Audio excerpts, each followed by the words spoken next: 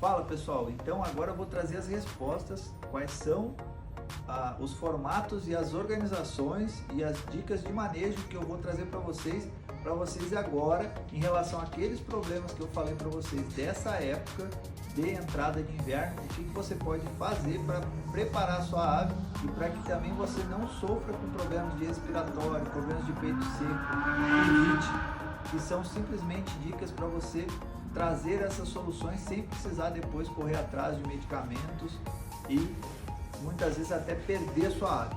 Dica 1, lá vai. Coloque capas nas suas aves durante os períodos de queda brusca de temperatura. Mesmo quando você for tirar para a rua, deixa a meia capa. O que é a meia capa? Só a parte da frente aberta. Porque assim, se houver alguma corrente de vento que venha de uma forma ou de outra, não vai pegar diretamente na sua ave, certo? E quando você colocar banho, mesma coisa. A não ser que você tenha um local revessado na sua casa, procure utilizar a capa, mesmo quando você colocar o banho.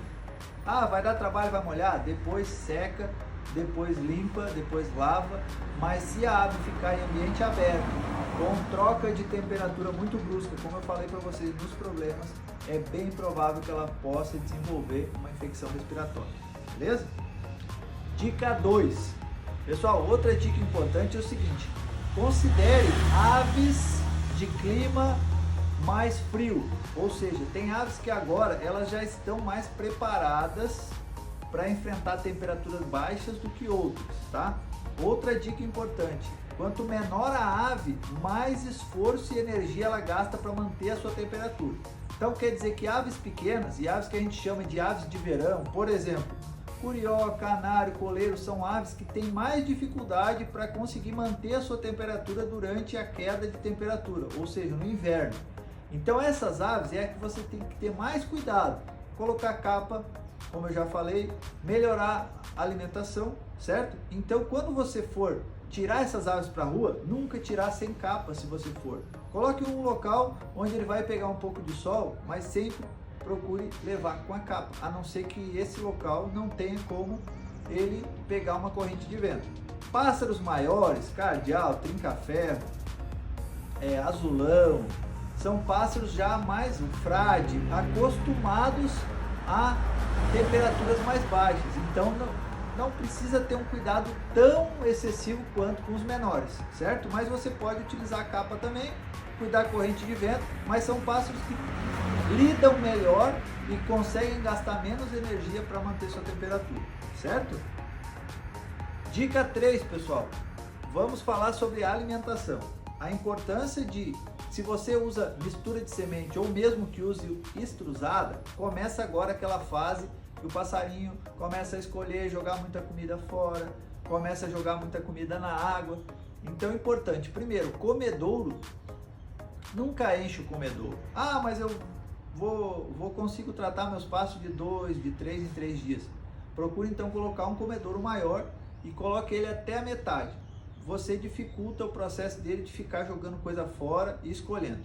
Mas por que ele faz isso? Porque nesse período pós-muda, geralmente vem a troca daquela membrana do bico, que o pessoal chama de troca de bico, né? Mas gera uma certa sensibilidade no bico depois da muda. Então por isso que eles começam a escolher alimentos mais moles. Se eles não têm a facilidade de alimentos mais moles na gaiola, o que eles fazem? Vão escolher o que tem e o que não tem. Se não tiver nutriente suficiente para manter eles, vão enfraquecendo. Vai gerando o chamado peito seco, vai gerando muitas vezes a queratinização, que eu em outro momento explico para vocês, que gera a tal da pivite, certo?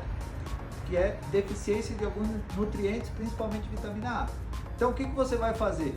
Vai trazer farinhada, vai trazer larva, vai trazer alimentos mais moles, para que ele se alimente melhor, não enfraqueça e passe por esse momento de forma mais fácil.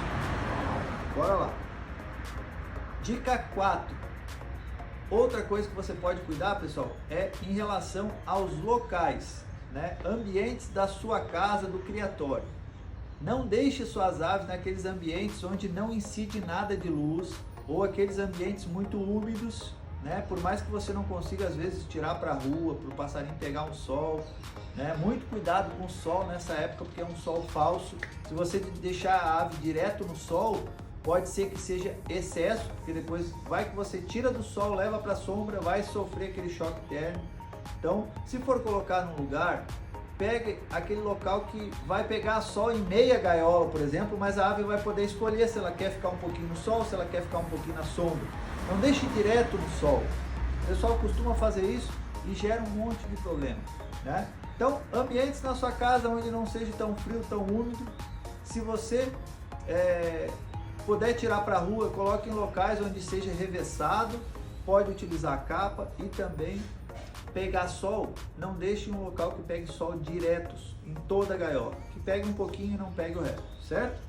Dica 5, pessoal, muito cuidado quem usa aquecedor, ar-condicionado, porque além de queimar o oxigênio, se vai chegar um momento na sua casa onde você vai desligar o aquecedor, desligar o ar-condicionado, essa queda brusca de temperatura que fez com que a ave elevasse a temperatura do corpo dela e depois ela cai bruscamente, também pode fazer com que ela entre numa infecção respiratória e às vezes até essa oscilação de sobe e desce de temperatura pode fazer com que ela tenha um repasse também.